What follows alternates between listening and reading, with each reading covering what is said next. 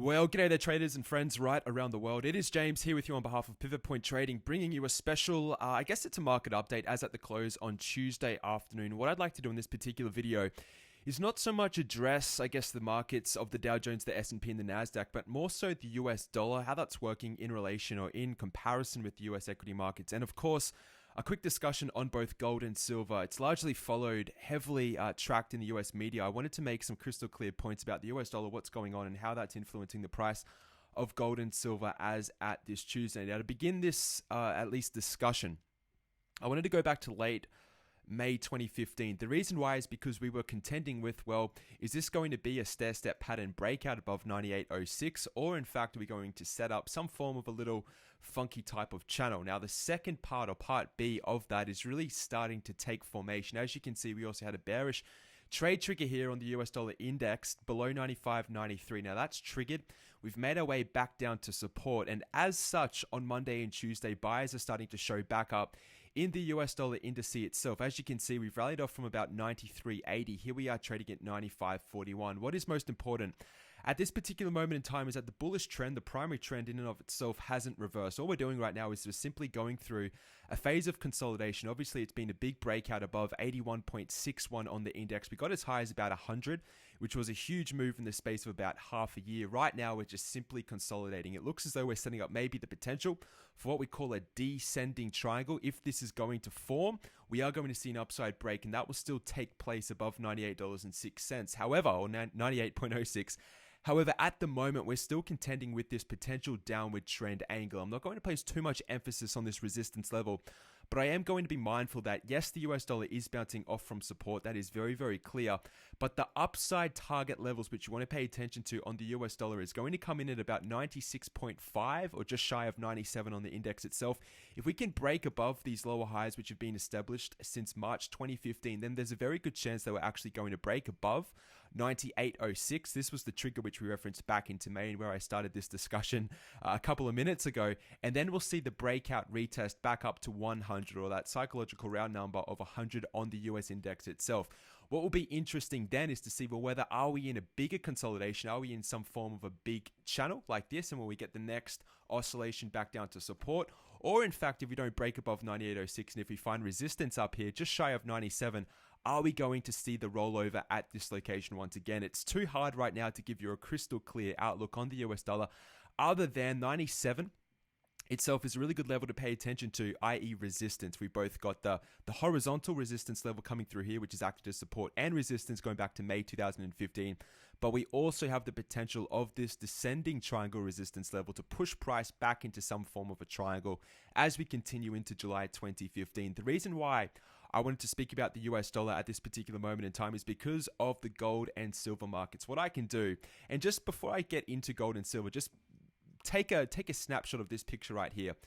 We are in a bullish trend on the US dollar, and this most recent phase, going back to really, again, March 2015, has been some form of a correction, an intermediate correction, back into the primary bullish trend of the US dollar. So what we're expecting right now is that the retracement is in effect, or the consolidation is in effect, and it's only a matter of time until we actually get the next move higher. Now, if we simply speak about gold and silver in terms of the US dollar rally, you have to be somewhat cautious on your approach to gold and silver at this particular moment in time. I think it's best addressed right now if I change to the weekly chart, and you can see there's some form of a descending wedge, right, or a descending wedge.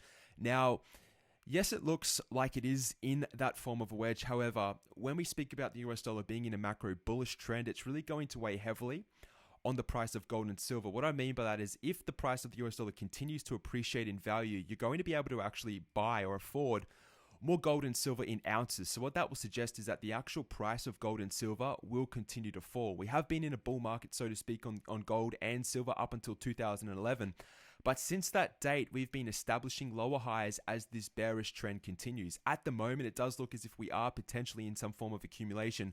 But going back to the discussion on the US dollar being in the primary trend, you can only assume that we are still yet to put in lower lows for the price of gold. What that means right now is that if you're accumulating positions in gold, that's fantastic, good for you.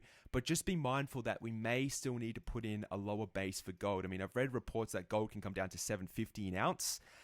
possibly as a worst case scenario. That's why on my screen right now, if I zoom out enough, what I might do is change to the weekly and zoom out. This might put it into a better type of perspective for you. That's why personally I have these two green boxes on my chart for gold. I mean, if gold comes down to maybe $90 on the ETF itself, or even as low as 60 to 70, that's when personally I'll start to accumulate gold. And the same is true for silver. I'm not confident enough to be shorting this particular ETF or going short commodities. I'm just mindful that the actual correction in these commodities isn't over yet. Now, I understand that's probably not going to sit well with a lot of people who hold gold and silver and are looking for the new bull market to continue.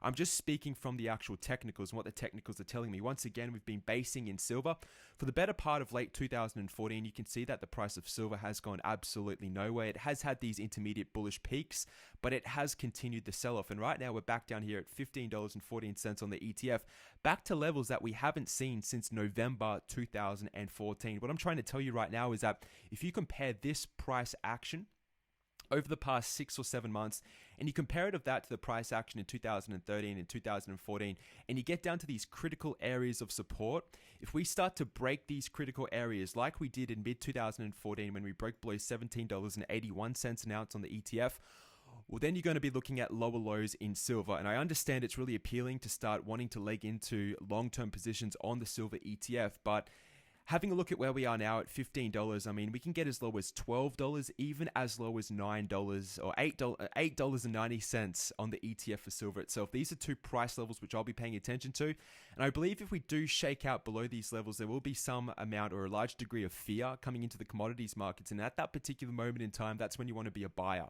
You don't want to be buying when people are so bullish that the price is failing to raise higher.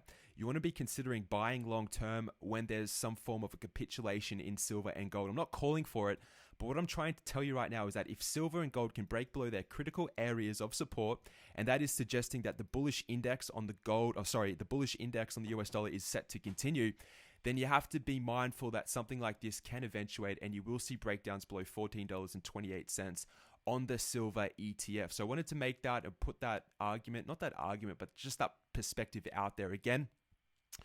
In theory, they work inversely to one another, and I really feel as though if you put the US dollar, and this is what I might do, you might have to bear with me, I need to bring up the right chart first, but if you map the US dollar, I'm going to bring up this as the base chart, and then what we'll do is we'll overlay the price of gold. Let me just make sure I correctly choose the right one. I want to overlay bars. Let's try this, and we'll just bring up the gold ETF. You can see that if I can zoom out, go to the weekly and zoom out, you can see that as the US dollar has broken out, you can see once again the continued bearish action in the price of gold. If we're expecting a secondary wave higher, well, then you can expect the price of gold to once again move lower. Unfortunate, whether you want to recognize it for what it's worth or if you want to say that I'm wrong, that's fine. That's okay. I won't be upset whatsoever. But I'm just letting you know that, look, if you're long-term bullish on gold and silver, if at least you're looking at trading it for any spikes in price in intermediate movements to the upside, there's a lot of risk right now to be looking at those types of positions. It is a great long-term investment. Absolutely it is, but you just need to be mindful of how these intermarket relationships work, especially with the US dollar right now, because it's been on an absolute tear to the bullish upside in the way of purchasing power for US citizens. So I just wanted to make that crystal clear. Outside of that US dollar discussion, gold and silver, I think I've covered all of everything that I wanted to more so cover as at the close on Tuesday. Really interested to see if these markets can break above resistance. I truly am. As I sit here and speaking about markets for the year 2015, it's been really frustrating. We've really failed to set in stone any bullish long-term primary trend, or at least the intermediate continuation above long-term resistance levels. Is it setting up right now? It's too early to call. You've got the S&P really close to that May high, and also the Dow Jones Industrial Average is still somewhat below that May high. But when we look at the candlesticks on the NASDAQ, these are somewhat bullish, and it has got me a little bit optimistic short-term for any bullish movements which may flow back into the equity markets. This candlestick right here, especially on Tuesday, is telling me a lot about the sentiment and also the psychology of market participants. We tried to sell off intraday, but the buyers came back in, they've held, and they've established what we call a dragonfly doji. This in and of itself is somewhat bullish.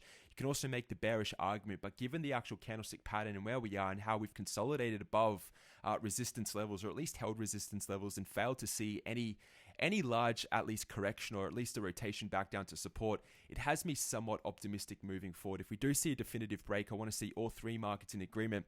And when that does happen, I'm not calling for it, but if it does and we do see the markets break out, very likely what you can expect is to see the markets break out. They'll establish some form of a trend. They'll come back down, retest the pivot, and this will be the true revealer as to market formation moving forward. So I'll keep you updated as it progresses. Right now, however, we'll just see how the markets move on Wednesday, Thursday, and Friday to round out almost the final week of trading for June 2015. So I'll leave it at that. Have a fantastic evening, everyone, right around the world. It is James signing off on behalf of Pivot Point Trading. All the best. Goodbye.